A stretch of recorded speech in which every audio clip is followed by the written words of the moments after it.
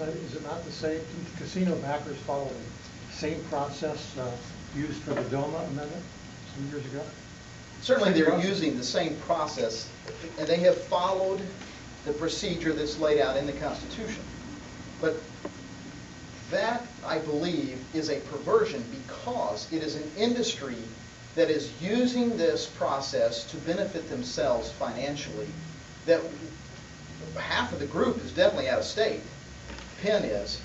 We know, as far as we know, Dan Gilbert lives in Ohio. But what we are seeing is that somebody comes in our state with lots of money, and they can collect enough signatures, they can put it on the ballot and then benefit themselves and take significant amounts of money out of our state without paying for the problems they're creating.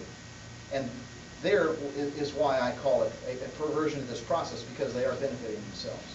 And I would add that basically what we are starting to see both in issue 2 and issue 3 is a disturbing trend in which industries themselves are starting to write their business plans into the Ohio Constitution to guarantee themselves profits.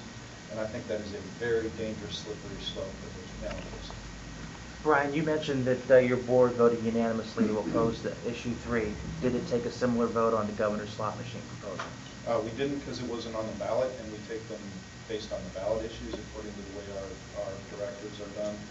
In the past, we took no position.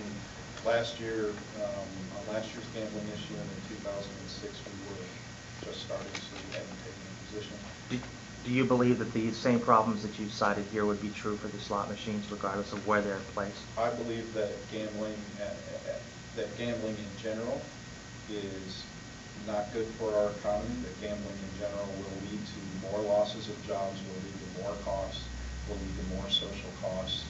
And regardless of whether you're on the left or the right, that this is the wrong way to go for Ohio, that in the long run, we deal with a lot of folks in poverty communities, and I can tell you this, there's only so much money in Ohio's economy right now. One of our problems is we're not a growth economy, so when you add casinos to that, what you're basically saying is the limited household income that people have, they are now spending dollars on slot machines instead of on their kids, instead of on putting them in savings, instead of on their houses, instead of on clothes, instead of even on food in some cases. And that is not good for Ohio.